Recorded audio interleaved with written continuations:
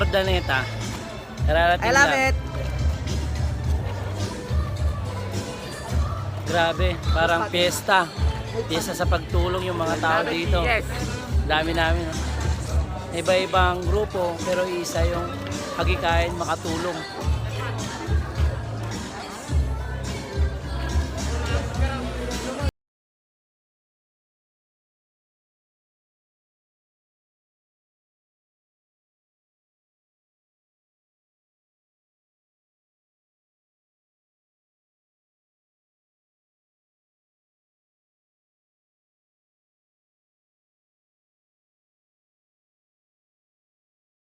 Dito may mga pamilya na, may mga binata, mga dalaga.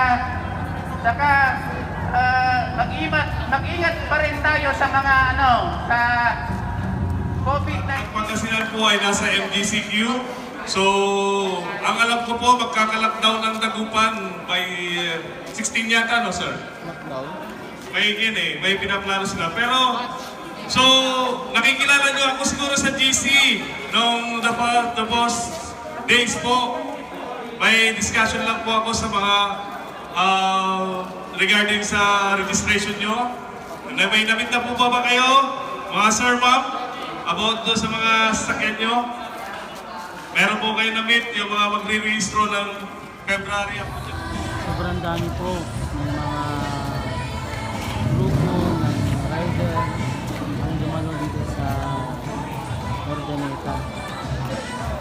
Ganyan po karami ang grupo na iba-ibang logo, iba-ibang grupo, iba-ibang bus, pero isa yung hagikain namin ay makatulong sa mga taong nangangailangan.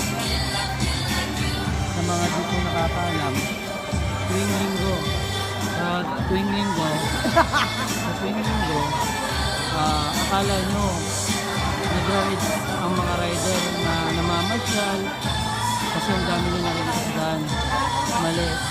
Ngayon, mapatunayan po namin na hindi lang basta pag-rides ang ginagawa namin, hindi lang basta paggagala. Ang ginagawa po namin pagtulong. Every time umalis kami, yung linggo, sakay ng aming mga motor. Ito na una ng pumapasok sa isip namin. Yes. Bagong recruit sa aming grupo. Ano pong masasabi nyo? Ikaw, madam, ano masasabi mo? Masaya. Ha? Masaya, kuya. Masaya? Ikaw? Masaya po. Bakit kayo masaya? Enjoy. Bakit kayo nag-enjoy? Kasi Anong may dahil? natutulungan tayo. At the same time, nakakapag-ride tayo. I love it. You love it?